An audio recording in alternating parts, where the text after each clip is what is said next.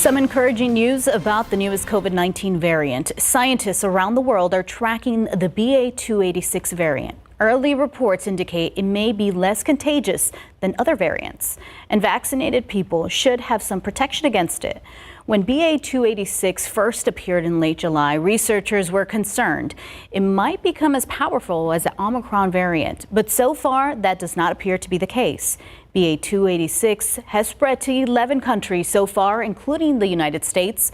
Two groups of scientists, one in China and another in Sweden, have publicly reported results of their analysis of the new variant, and the United States is expected to release its findings as early as today. The former over-the-counter drug used to reverse opioid overdose is expected in retail stores and online as soon as next week. CNN's Mandy Gaither has a look at where the drug will be sold and how much it's going to cost. With a record number of people dying from opioids, the first antidote to reverse overdoses is about to be available over the counter. We'll begin to have naloxone in our stores September 5th.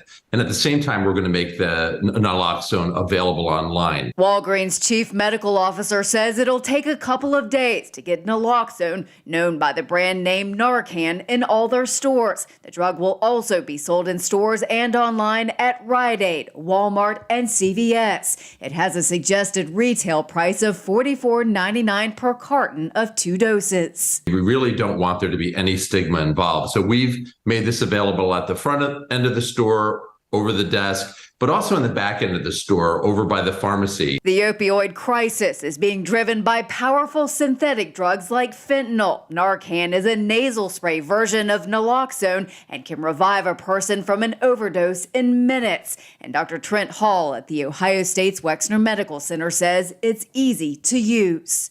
Step 1, check. Wake up. Step 2, give first dose of Narcan. Step 3, call 911. Step 4, watch and give more every 2 to 3 minutes until the person wakes up.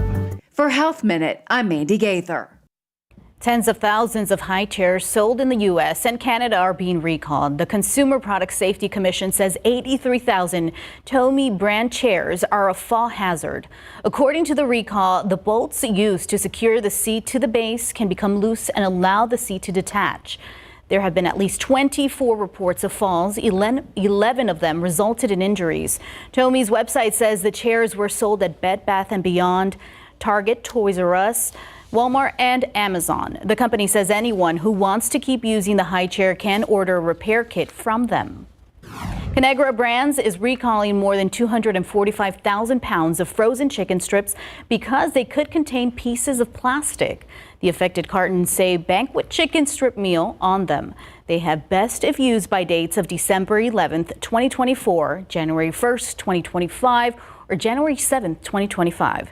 The U.S. Department of Agriculture's Food and Safety Inspection Services says there has been at least one reported injury. Anyone with the recalled product is urged to throw them away or return them to the store.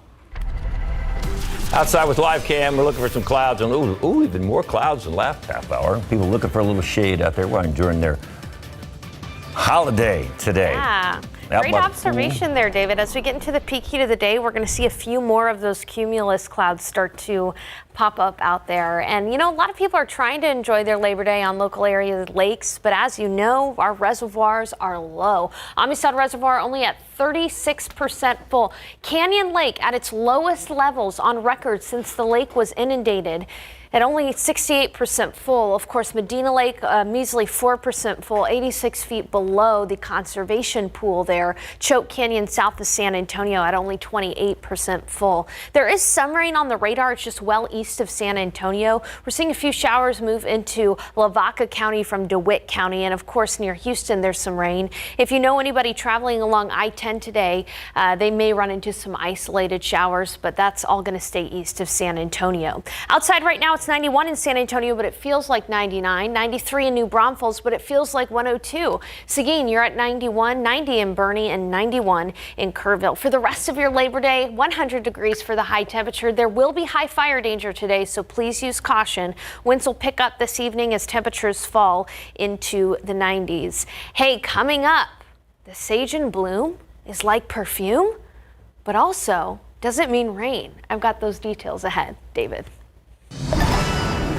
Thank you, Sarah. Republican presidential candidates are on the trail for the holiday weekend. ABC's Elizabeth Schultz will tell us so.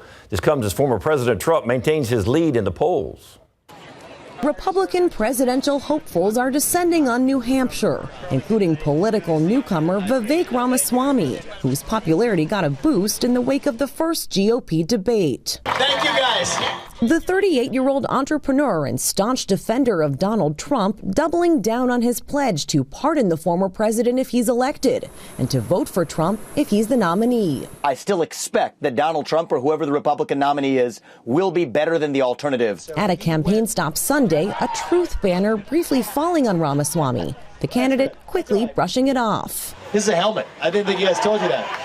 His views on foreign policy, like ending U.S. support for Ukraine, drawing questions from some voters and rebukes from rivals. He's a good man, a good family man, but he's just wrong on foreign policy. Notably absent from any public events on the campaign trail, the frontrunner. Even as former President Trump now faces a total of 91 felony charges, his commanding lead in the field is only expanding. A new Wall Street Journal poll shows 59% of GOP voters support Trump. He leads his closest rival, Florida Governor Ron DeSantis, by 46 percentage points. It is an exciting time for U.S. tennis players because they have showed up at their own tournament, the U.S. Open. We've got highlights coming up. And it's not quite Black Friday, but some Labor Day deals are still too good to pass up. What products to add to cart if you're shopping for a bargain today?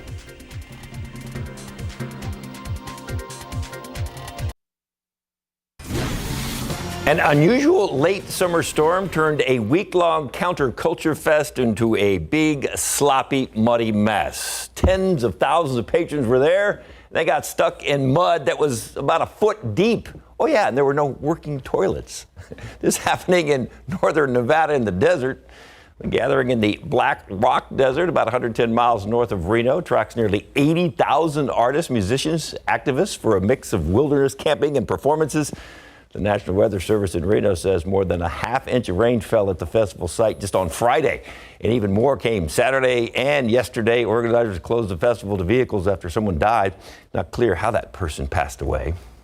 Now to the new developments in Russia's war in Ukraine. Ukrainian President Zelensky plans to replace his defense minister. ABC's Justin Finch reports this comes as the country continues with a major counteroffensive.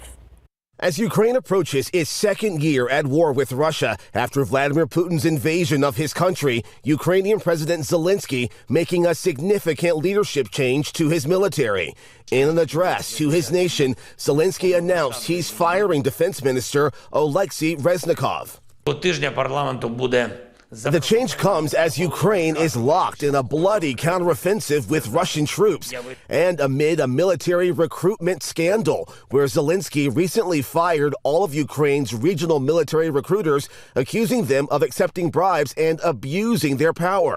A major development also expected on the battlefield. Sources tell ABC News the next U.S. aid package to Ukraine will likely include depleted uranium rounds, which are munitions that can be fired from American Abrams tanks and are due to arrive soon. It's very effective as an anti-tank munition. Though some groups criticize using these kinds of munitions, the UN's nuclear watchdog saying there's no proof it poses a radiological hazard to populations. Meanwhile, in Sochi, Russia, Russian President Vladimir Putin welcoming Turkey's President Erdogan. The two leaders set to discuss the ongoing war in Ukraine and reviving the deal between Moscow and Kyiv, allowing Ukraine to ship its grains and agricultural goods through the Russian-controlled Black Sea. Russia backed out of that agreement in July. Hours before the two leaders met, Russian forces again slammed Ukrainian grain warehouses in Odessa. In recent days, Ukrainian forces have made advances in the south, while Russian troops have escalated attacks in the eastern region.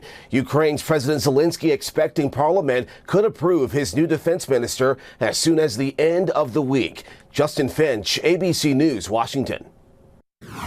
4 crew members who undocked from the International Space Station yesterday back on Earth. They splashed down off the coast of Jacksonville, Florida, shortly after midnight. The capsule was traveling more than 17,000 miles an hour and used parachutes to slow its descent. Inside, 2 NASA astronauts, an astronaut from the United Arab Emirates, and a Russian cosmonaut, all protected by a heat shield. They had been aboard the space station since March. During their stay, they were slated to oversee more than 200 science and tech projects. Over the last week, the crew handed over operations to the next team, who arrived at the space station back on August 27th. That's amazing. Would you go? You're a scientist. Listen, I'm happy on ground. Oh. Okay, I am. I certainly would not go for 6 months or however long they were up there for. But look, you could blast off right through those clouds, get a different perspective of what it looks like down on Earth. I can do that in an airplane. The weather forecast. You could be the weather forecaster on the space station. That would be pretty awesome, not gonna lie. Giving me ideas, man. Yeah. All right, the aquifer, no change in the aquifer over the last 24 hours. In the pollen count, we've got molds, which are moderate. Down from yesterday, though. Ragweed is present in low amounts. Okay, here it is. The sage in bloom, like perfume, but doesn't mean rain. That's an old wives' tale that many of us across Texas have heard. I'll tell you what the forecast looks like and what does make the Texas sage bloom. Details ahead.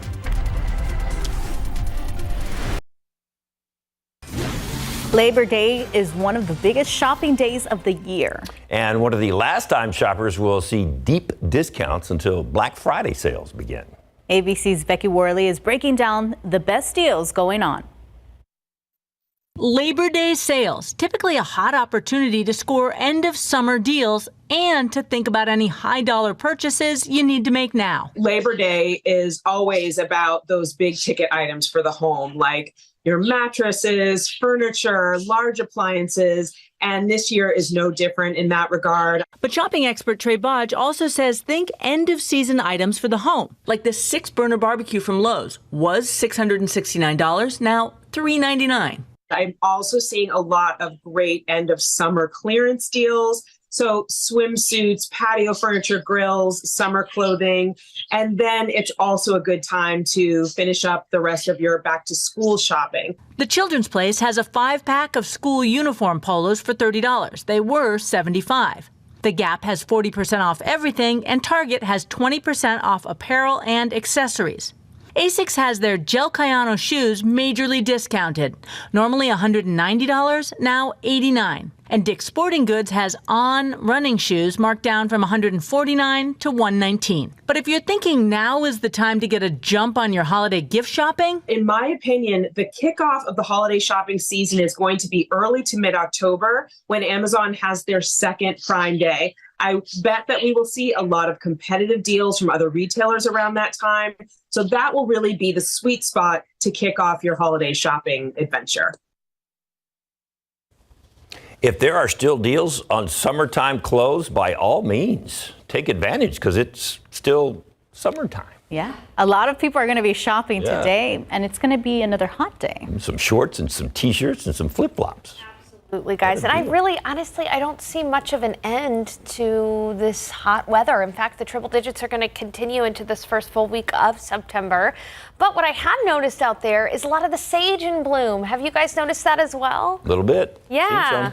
And have you heard the Texas wives' tale? That I heard it, but apparently you're gonna. No, David, I'm not going to. There is some truth to this, actually. Is it? Well, okay. So what that means now is, whenever there is a more humidity in the air or a drop in pressure, the sage, that signals the sage to bloom. There's more humidity in the air. And unfortunately, though, there really needs to be more than just humidity and a drop in pressure. You need lift to make rain. So even though the sage blooming is beautiful, and there is some truth to the old wives' tale about the sage in bloom being an indicator of rain, We're not going to be seeing much rain in the forecast in the coming days. In fact, no rain chances for us until maybe about next Sunday, early into next week. Still, though, it is nice to see that sage in bloom. And again, it's not necessarily wrong. Humidity is up from where it has been the last couple of days, perhaps allowing that sage to be in bloom in some places. Also, if you happen to water your sage, it's likely to bloom too. But if you just let it be, the humidity may make it bloom a little bit. But that humidity will come down this afternoon, and there's a little rain east of San Antonio, closer to Lavaca County and closer to Houston. It's just not going to make it to San Antonio this afternoon, unfortunately. We're just left with hot weather. 91 degrees in San Antonio, 92 in Bulverde, 96 in Rio Medina, 91 in Bandera, 92 in Kerrville, 89 in Canyon Lake, 96 in Pleasanton, and 91 in Hondo. For the rest of your afternoon, we're going to be seeing temperatures warm to 100 degrees by 5 o'clock. It'll be partly cloudy this afternoon. And again, that humidity will come down during the peak heat of the day, so not much of a heat index value later on. But I do need to remind everyone that fire danger remains high today. We're going to see high fire danger all throughout San Antonio up toward Dallas, Fort Worth, Lubbock area. Please do your part to avoid creating and spreading grass fires, especially with all of those backyard barbecues. This evening, winds are going to pick up. We're going to see wind gusts of up to 20 to 25 miles per hour around San Antonio. And in East Texas, there is some rain around this area of low pressure. Unfortunately, that area of low pressure is going to be moving out of here, and what we're going to be left with in San Antonio is that big blue bully, that heat high moving directly overhead at Texas. And that's why, again, there's no major rain chance in San Antonio in the coming days. That heat high suppresses the lift in the atmosphere that we need to make rain. Instead, what we'll be looking at is triple digits every single day. 100 today, tomorrow, Wednesday, and Thursday, even warming up to 101 on Saturday and Sunday. Now, there's a small glimmer of hope for a weather pattern change early next week, but that's all it is right now, unfortunately, a glimmer of hope with temperatures still above 100 degrees every single day. We'll have more news for you after the break.